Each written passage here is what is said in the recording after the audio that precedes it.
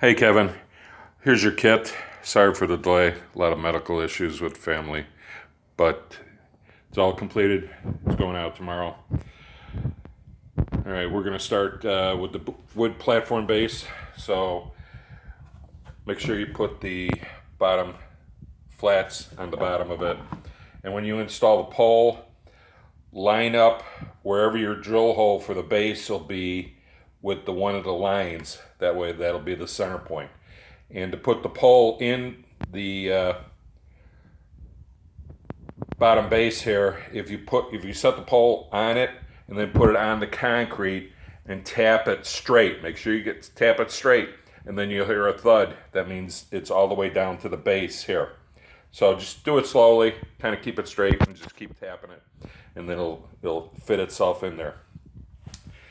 Here's your railroad crossing. The hardware's on the brackets. That just goes into the pipe. 1 5/8" pipe, galvanized fence post. And then basically, here's the hardware of everything. I have an extra drill, step down drill bit, so you can use that. This one, grommet, is for the base of, you're gonna drill the hole in the base, and that will be for your cord for your power supply. That's your power pack. Got a long cable inside there, the white one. You're gonna run that through the pole, through the base, up, out the hole. In the instruction, will show you all the measurements and all that.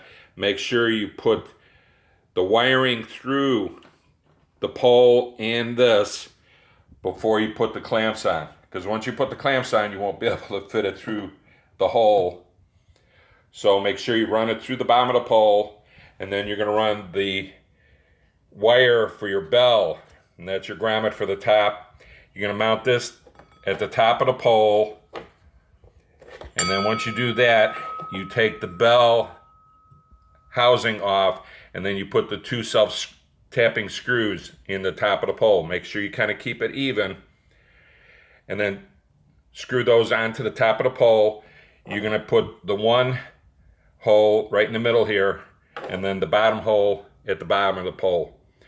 Then when you do the bell, when you put the bell back on, you'll notice these 2 divots. Make sure once you don't tighten this all the way tight, once you have the bell on and the rivets or the divots in the hole, turn the bell this way. It'll rock back and forth. Make sure you turn it the opposite direction and then tighten the bell. If you hear a thunking sound, you don't hear a loud tinging sound, which when we turn it on, you'll hear it. That means you got to loosen this up, turn it the other way. So you're going to run the wires through the pole. This is through the top of the pole. That's through the bottom of the pole. And then make sure you get these 2 sets of wires through the pole.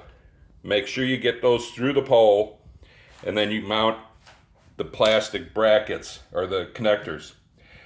This will be the clamp that'll hold the unit together. It'll show you all in the instructions. You mount that to the pole and then put that through. And the hole's right there that you put the nuts. This is the grommet to run through the wire, through the pole, so there's no bare wires hitting. And then this is your cap.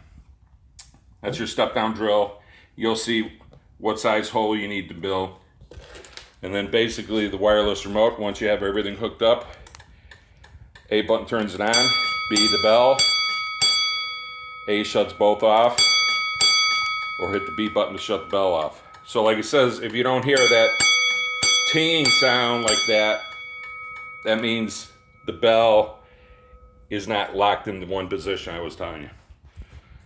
So once you get it all together, send some pictures, videos. We'd love to see them. If you have any questions, give us a text, email, or give us a call.